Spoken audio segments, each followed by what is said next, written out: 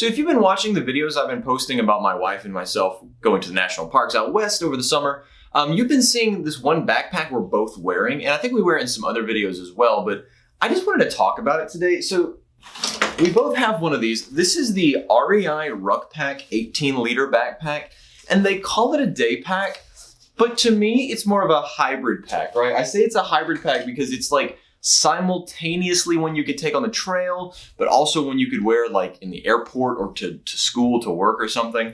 So we just have it in these two colors. I think it came in 3, maybe 4 colors. We got these, before we got married, we got these in like we got it like 3 or 4 years ago. And I got it for our honeymoon, which we went out to Washington and Oregon.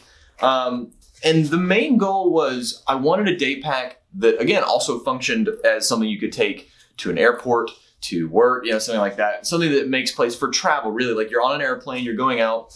And so I just wanted to kind of get my thoughts on it. Is it a good day pack? Is it a good regular pack? So let's just go through it. I'm going to talk about the things that I like about this pack. One, I like the form factor. It's very, very slim, right? That's about as big as it gets. It looks very nice. As this is mine, by the way. Maria's is the blue one, the navy one. But it looks nice. It doesn't look out of place in a city, and it really doesn't look out of place on a trail either. The breathability is not bad. It's, you're gonna sweat wearing it, but it also could be much worse. I like the color. I know I'm getting granular here, but I just have a lot of mixed feelings about it, right? I love this bag, but it could do a lot better, right? You have a space here for a bladder. It's got a bladder hook and everything, and then it's even got, you can run your tube out through it. It's got space for that. You can run it down through here. It's got a space on the sleeve. It's got a little one of these bad boys, so you can run your bladder hose through it. So that's nice. I generally don't run a bladder on a day pack, and especially this year, so I just kind of use it for maps or something thin like that, or a tablet if I'm in, a tablet or something like a book or something if I'm going to the airport. It's weird. It's weird to say because ultimately I like this pack, and it's very subjective just because I like it. I like the way it looks. But as a day pack, I really think it falls short in a lot of places. So this right here is like your only compartment inside the pack, right? You have kind of a little, it's not really a brain or a lid, but it's in the top. And you can put some stuff right here, right? But that's about it. Outside of that, it's just an open cavity, right? So everything, you're just gonna have to stack it. You don't really have any pockets or anything. So things can get kind of unorganized very quickly. And then you have this side pouch. So this side pouch is not super big. It's the other side of the water bottle holder, and I'll get to that in a second. But this one, you can put some stuff. Like I generally put a first aid kit right in here, right? And then y'all put some other stuff on the outside. It zips all the way down, which is nice, but also if you stack things up and you unzip it, it can come right out.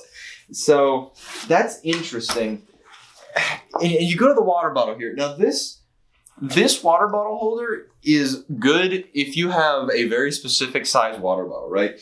So this right here, this is just a 1 liter smart water bottle, and it fits in there perfectly, right? It's very thin, it's got like some elastic here, right? So it'll kind of grip your bottles, but it's perfect, right? The form factor is great. Like I said, this is a great commuter pack, like for school, for work, for the airports and stuff, right? So if you buy like a smart water or just a regular water bottle, it'll fit in there great.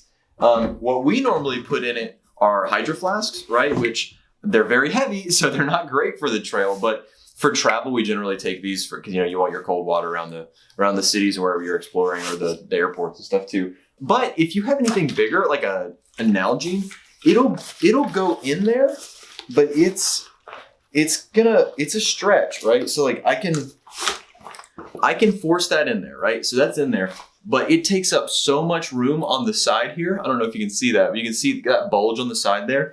It takes up all of your room, and it makes the entire proportions of the pack go off, like skew towards it. So it'll fit a hydro flask, but it's really made for a thin water bottle. And that's kind of an issue. But again, it keeps it a nice form factor, right? Okay, so I've got everything zipped up as well. And it does have load compression straps, kind of, right? So you can zip your load down and you can make the bag, tighter. You can make it, if it's you have a lot of stuff in there and it's kind of floppy or whatever, you can compress it so it's easier on your back.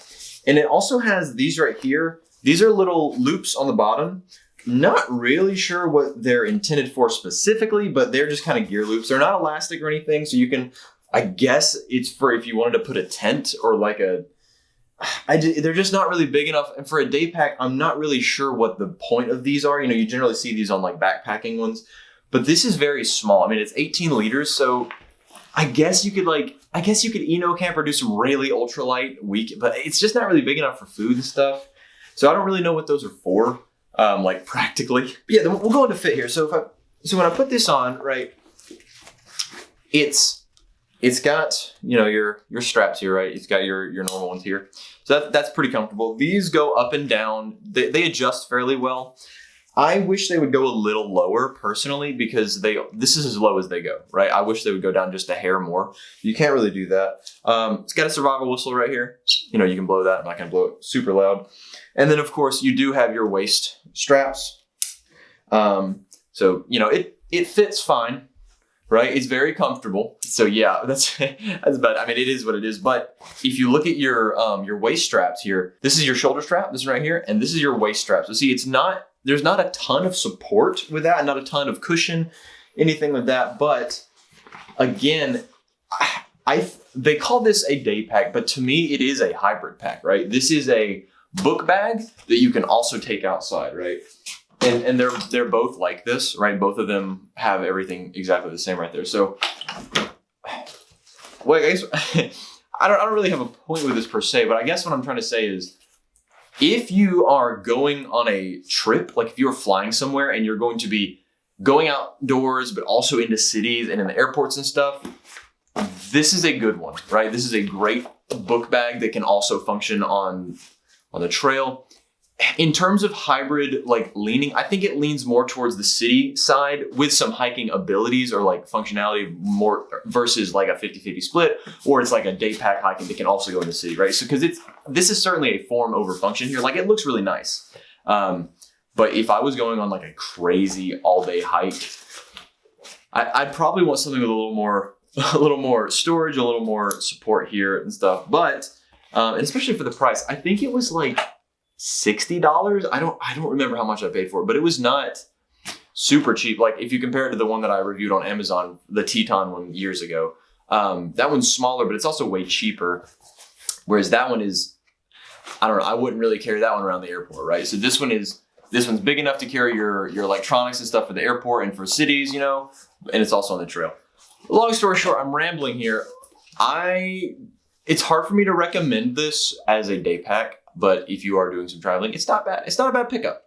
So that's kind of what I got to say about that. I know it was very rambly, but if you have any questions about it, please let me know. If you see us, that's kind of what I'm thinking. Like, I do my back ends up sweating a lot with it, but it does carry everything we need, and it looks stylish, right? So that's kind of the thing is, if you want that look of that stylish, you know, look, I guess, and this is the pack for you. But if you are going somewhere and you're going to be doing more hiking than you are being in the city and airport, I would get a more trail focused pack. I don't really recommend this one for that, but it really just depends on where your priorities lie in your travel. Do you want a more, you know, do everything? Because it's not a 50-50 split. Like I said, this is not it definitely does the airport and city stuff better than the trail stuff.